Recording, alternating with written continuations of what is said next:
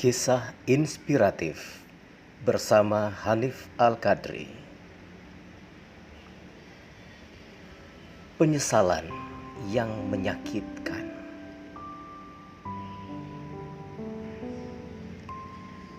Aku menghabiskan 10 tahun untuk membencinya.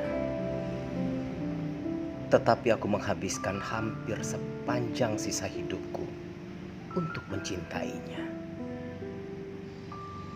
Aku bebas darinya karena kematian, tapi aku tidak pernah bisa bebas dari cintanya yang begitu tulus. Aku membencinya. Itulah yang selalu kubisikkan dalam hatiku hampir sepanjang kebersamaan kami. Meskipun menikahinya, tapi aku tidak pernah benar-benar menyerahkan hatiku untuknya. Menikah karena paksaan orang tua membuatku membenci suamiku sendiri. Walaupun menikah terpaksa, aku tidak pernah menunjukkan sikap benciku. Meski membencinya, setiap hari aku melayaninya sebagaimana tugas istri seharusnya. Aku memang terpaksa melakukan semuanya karena aku tidak punya pegangan lain. Beberapa kali muncul keinginan meninggalkannya saat itu, tapi aku tidak punya kemampuan finansial dan dukungan dari siapapun. Kedua orang tuaku sangat menyayangi suamiku. Karena menurut mereka, suamiku adalah sosok suami yang sempurna untuk putri satu-satunya mereka. Ketika menikah, aku menjadi istri yang teramat manja. Kulakukan segala hal sesuka hatiku. Suamiku juga memanjakanku sedemikian rupa. Aku tidak pernah benar-benar menjalani tugasku sebagai seorang istri. Aku selalu bergantung padanya karena aku menganggap hal itu sudah seharusnya setelah apa yang ia lakukan padaku. Aku telah menyerahkan hidupku padanya, sehingga tugasnya adalah membuatku bahagia dengan menuruti semua keinginanku. Di rumah, akulah ratunya. Tidak ada seorang pun yang berani melawan. Jika ada sedikit saja masalah, aku akan selalu menyalahkan suamiku. Aku tak suka handuknya yang basah yang diletakkan di tempat tidur. Aku sebel melihat ia meletakkan sendok sisa mengaduk susu di atas meja dan meninggalkan bekas yang lengket. Aku juga membenci ketika ia memakai komputerku, meski hanya untuk menyelesaikan pekerjaannya. Aku marah kalau ia menggantung bajunya di capstock bajuku. Aku juga sangat marah kalau ia memakai pasta gigi tanpa memencetnya dengan rapi. Aku marah kalau ia menghubungiku hingga berkali-kali ketika aku sedang bersenang-senang dengan teman-temanku, dan aku sepertinya selalu marah kepadanya.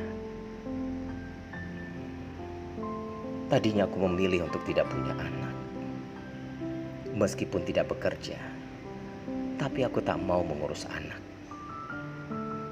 Awalnya suamiku mendukung, tapi ia rupanya menyembunyikan keinginannya begitu dalam. Sampai suatu hari, aku hamil. Dan baru menyadari setelah lebih dari 4 bulan. Dokter pun menolak menggugurkannya. Itulah kemarahan terbesarku padanya. Kemarahan semakin bertambah ketika aku mengandung sepasang anak kembar dan harus mengalami kelahiran yang sulit. Aku memaksanya melakukan tindakan vasektomi agar aku tidak hamil lagi.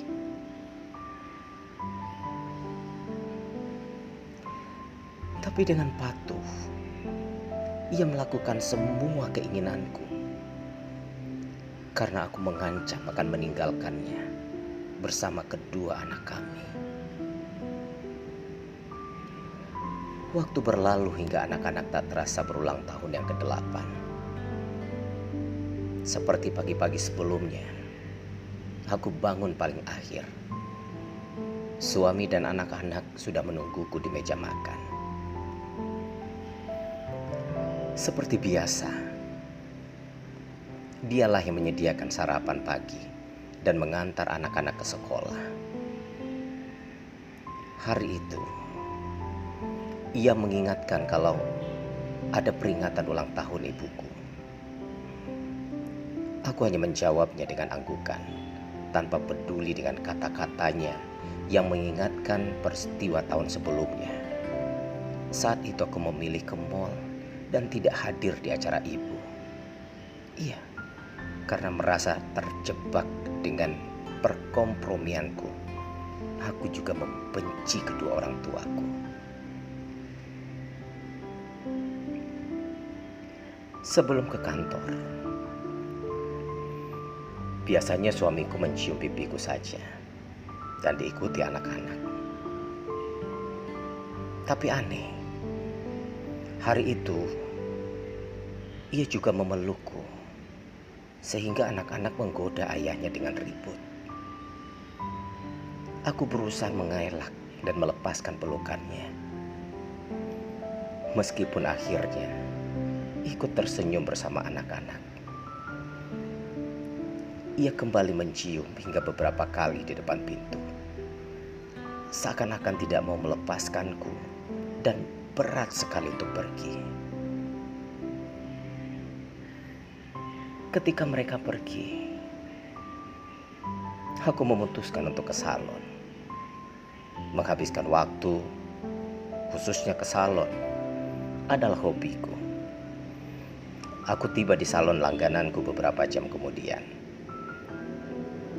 Di sana aku bertemu salah satu temanku, sekaligus orang yang tidak kusukai. Kami ngobrol dengan asik, termasuk saling memamerkan kegiatan kami. Tiba waktunya, aku harus membayar tagihan salon. Namun betapa terkejutnya aku ketika menyadari bahwa dompetku tertinggal di rumah. Meskipun merogoh tasku hingga bagian terdalam, aku tidak menemukannya di dalam tas. Sambil berusaha mengingat-ingat apa yang terjadi hingga dompetku tak bisa kutemukan, aku menelpon suamiku dan bertanya, "Maaf sayang, kemarin Farhan meminta uang jajan dan aku tak punya uang kecil, maka ku ambil dari dompetmu. Aku lupa menaruhnya kembali ke tasmu. Kalau tidak salah, aku letakkan di atas meja kerjaku," katanya menjelaskan dengan lembut. Dengan marah, aku mengomelinya dengan sangat kasar. Kututup telepon tanpa menunggunya selesai bicara. Tidak lama kemudian, handphoneku kembali berbunyi. Dan meski masih kesal, aku pun mengangkatnya dengan setengah membentak. "Apalagi? Sayang, aku pulang sekarang. Biar aku yang ambil. Aku yang akan ambil dompet dan mengantarkannya padamu. Kamu sekarang ada di mana?" Tanya suamiku cepat. Kuatir aku menutup telepon kembali. Dengan santai aku menyebutkan nama salonnya. Dan tanpa menunggu jawabannya lagi, kembali aku tutup telepon itu. Aku berbicara dengan kasir dan mengatakan bahwa suamiku akan datang membawakan tagihanku. Seempunya salon yang sahabatku sebenarnya sudah membolehkanku pergi dan mengatakan aku bisa membayarnya nanti kalau aku kembali lagi. Tapi rasa malu karena musuhku juga ikut mendengarku. Ketinggalan dompet saat itu membuatku gengsi untuk berhutang. Hujan turun ketika aku melihat keluar dan berharap mobil suamiku segera sampai. Menit berlalu menjadi jam dan aku semakin tidak sabar, sehingga mulai menghubungi handphone suamiku. Tak ada jawaban, meskipun sudah berkali-kali ku telepon. Padahal biasanya hanya 1-2 kali berdering, teleponku pasti sudah diangkatnya. Aku mulai merasa tidak enak dan marah. Teleponku diangkat setelah beberapa kali mencoba. Ketika suara bentakanku belum lagi keluar, terdengar suara asing menjawab telepon suamiku. Aku terdiam beberapa saat sebelum suara laki-laki asing itu memperkenalkan diri. Selamat siang, Bu. Apakah ibu istri dari Bapak Armandi? Ku jawab pertanyaan itu segera. Laki-laki asing itu ternyata seorang polisi. Ia memberitahu bahwa suamiku mengalami kecelakaan dan saat ini ia sedang dibawa ke rumah sakit kepolisian. Saat itu aku hanya terdiam dan hanya menjawab terima kasih. Ketika telepon ditutup, aku berjongkok dengan bingung. Tanganku menggenggam erat handphone yang kupegang, dan beberapa pegawai salon mendekatiku dengan sigap, kemudian bertanya ada apa, hingga wajahku menjadi pucat seputih kertas. Aku tidak tahu entah bagaimana. Akhirnya aku sampai di rumah sakit. Entah bagaimana juga tahu-tahu seluruh keluargaku hadir di sana menyusulku. Aku hanya diam 1000 bahasa, menunggu suamiku di depan ruang gawat darurat. Aku tidak tahu harus melakukan apa, karena selama ini dialah yang melakukan segalanya untukku.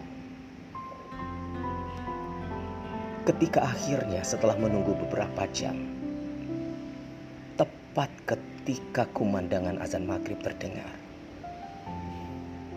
seorang dokter keluar dan menyampaikan berita itu. Suamiku telah tiada. Ia pergi bukan karena kecelakaan itu sendiri, tapi serangan stroke lah yang menyebabkan kematiannya. Selesai mendengar kenyataan itu, aku malah sibuk menguatkan kedua orang tuaku dan orang tuanya yang shock berat. Aneh, sama sekali tidak ada air mata setetes pun keluar dari kedua mataku. Aku sibuk menenangkan ayah, ibu, dan mertuaku. Anak-anak yang terpukul memelukku dengan erat, tetapi kesedihan mereka sama sekali tidak mampu membuatku menangis.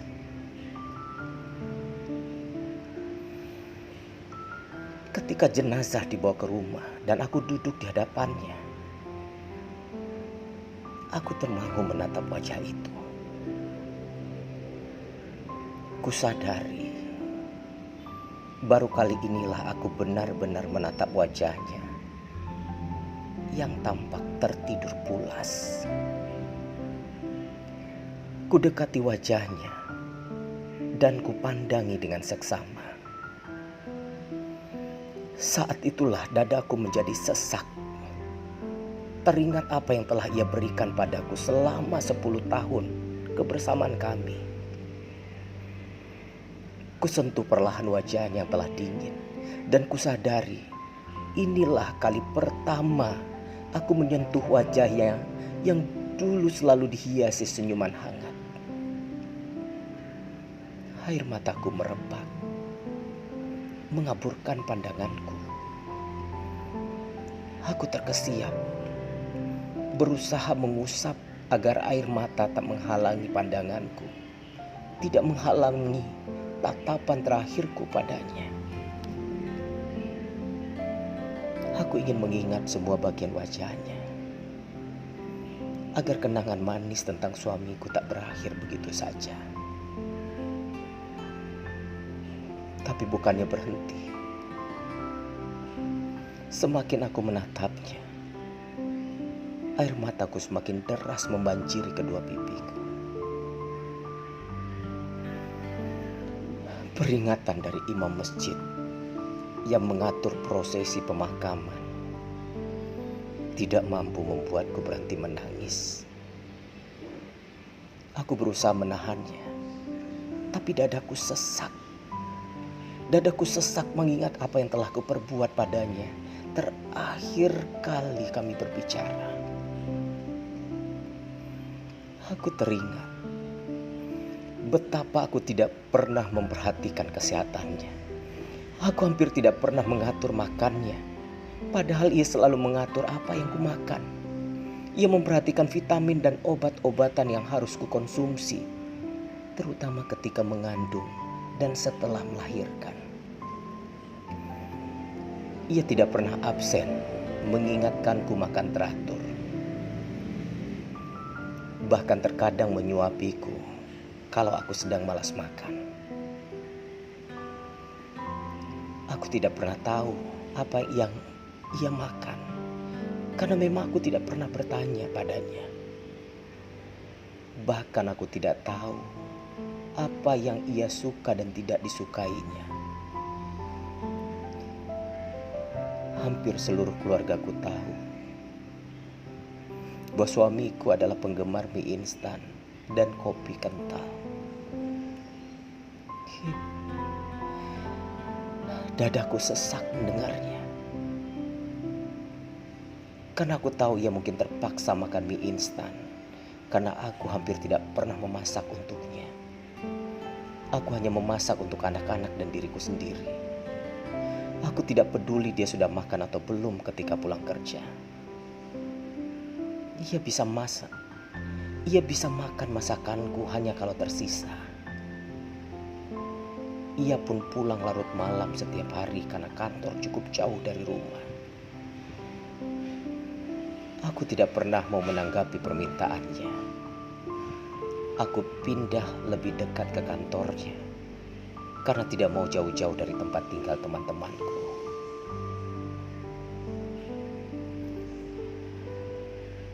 Saat pemakaman, aku tidak mampu menahan diri lagi. Aku pingsan ketika melihat tubuhnya yang hilang bersamaan dengan onggokan tanah yang menimbun.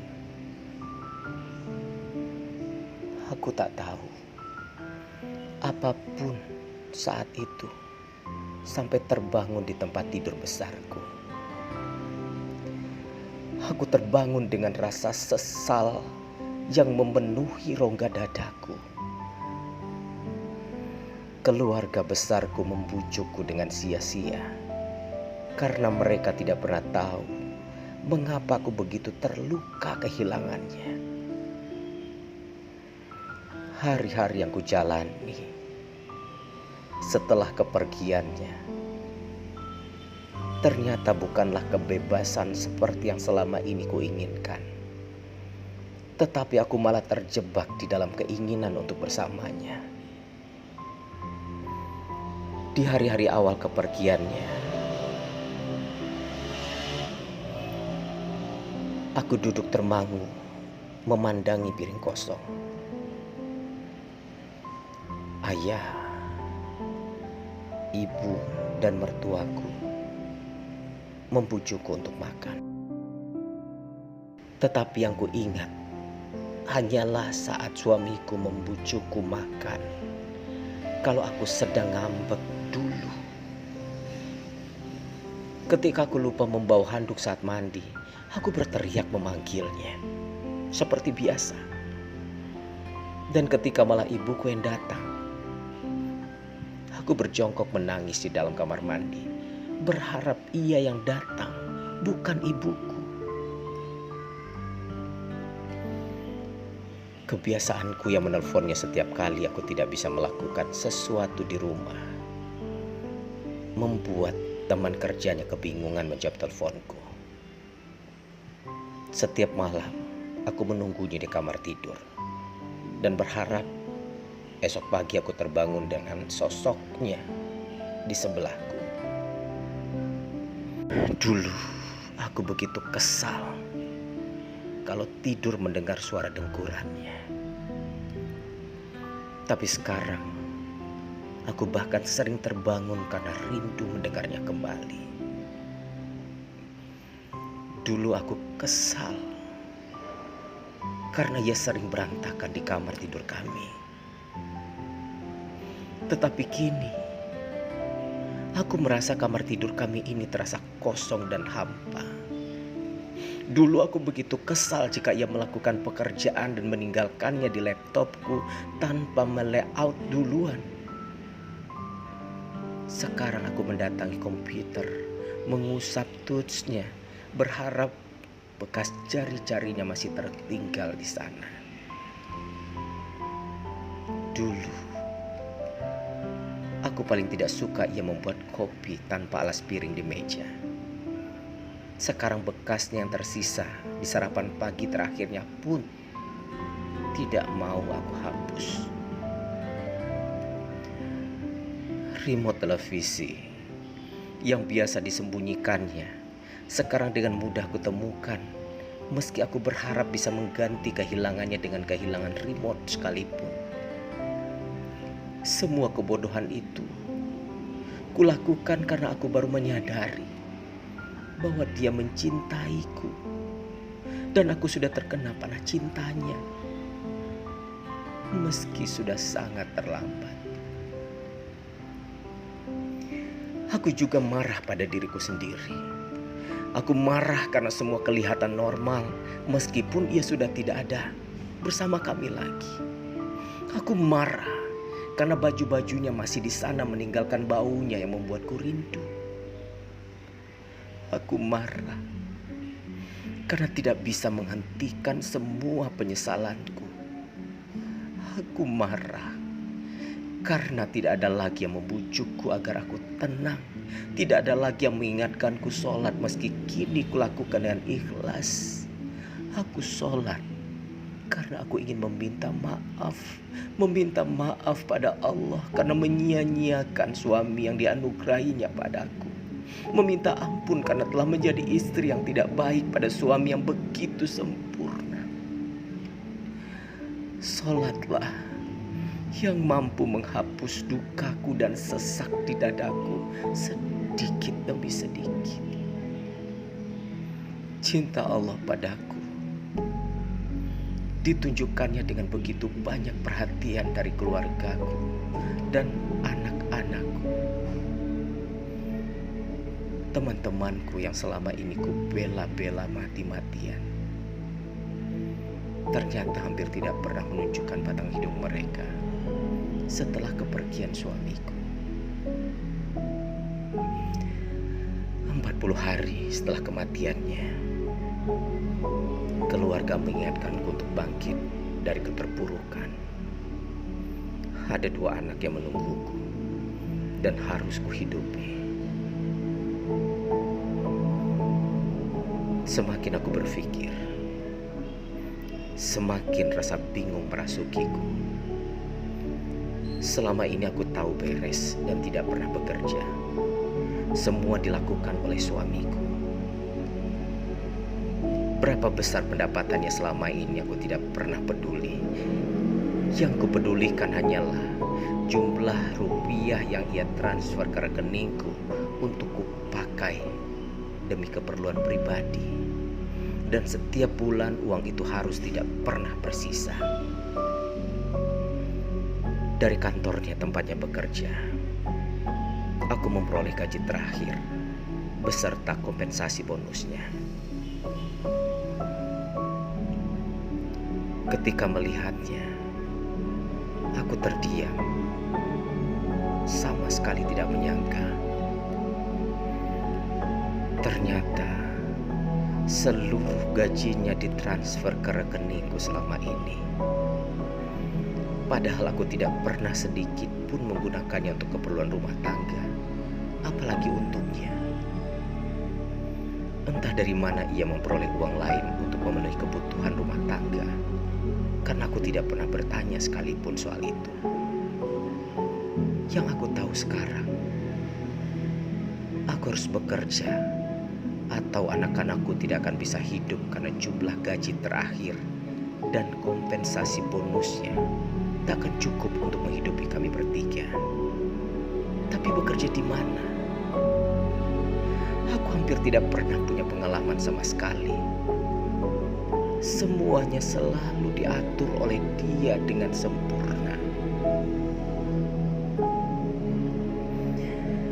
Kebingunganku terjawab beberapa waktu kemudian. Ayahku datang bersama seorang notaris. Ia membawa banyak sekali dokumen. Lalu notaris itu memberikan sebuah surat. Surat pernyataan suami bahwa ia mewariskan seluruh kekayaannya padaku dan anak-anak. Ia menyertai ibunya dalam surat tersebut. Tapi yang membuatku tidak mampu berkata adalah isi suratnya untukku.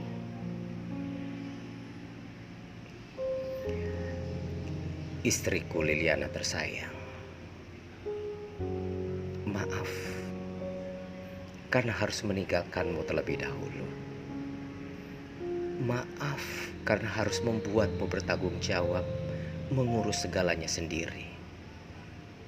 Maaf karena aku tidak bisa memberimu cinta dan kasih sayang lagi. Allah memberiku waktu yang terlalu singkat karena mencintaimu dan anak-anak. Tapi semuanya menjadi hal terbaik yang pernah kulakukan untukmu. Seandainya aku bisa, aku ingin mendampingi kamu dan anak-anakku selamanya. Tetapi aku tidak mau kalian kehilangan kasih sayangku begitu saja. Selama ini, aku telah menabung sedikit demi sedikit untuk kehidupan kalian nanti. Aku tidak ingin engkau susah setelah aku pergi.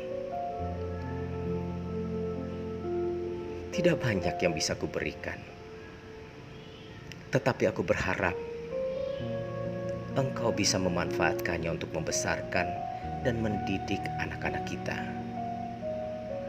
Lakukan yang terbaik untuk mereka ya sayang. Lakukan yang terbaik. Jangan menangis, sayangku. Lakukan banyak hal untuk membuat hidupmu yang terbuang percuma selama ini. Aku memberi kebebasan padamu untuk mewujudkan mimpi-mimpi yang tidak sempat kau lakukan selama ini. Maafkan kalau aku menyusahkanmu. Dan semoga Tuhan memberimu jodoh yang lebih baik dariku. Teruntuk Farah, putri tercintaku. Maafkan. Maafkan ayah.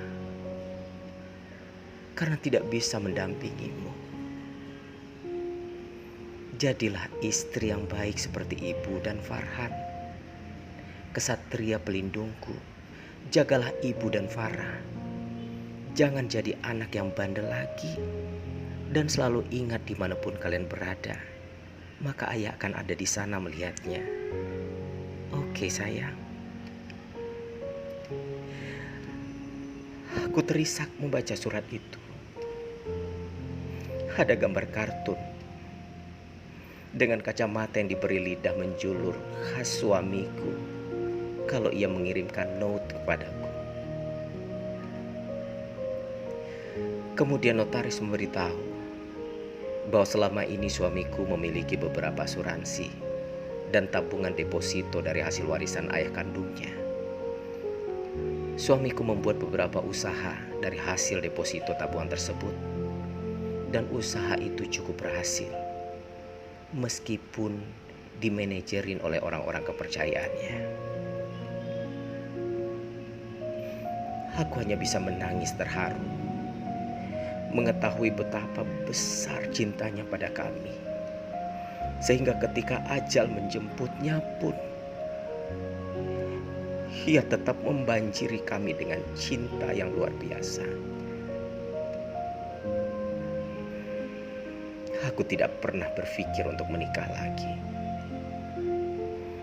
Banyak laki-laki yang hadir, tak mampu menghapus sosoknya yang masih begitu hidup di dalam hatiku. Hari demi hari,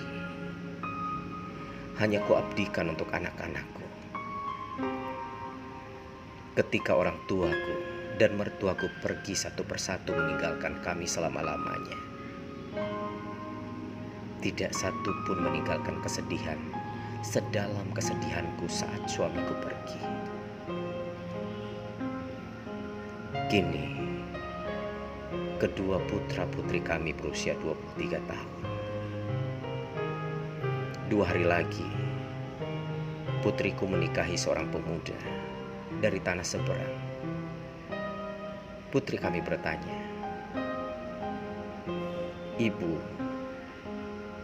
aku harus bagaimana nanti setelah menjadi istri? Soalnya Farah kan gak bisa masak. Farah juga gak bisa nyuci. Gimana ya, Bu?"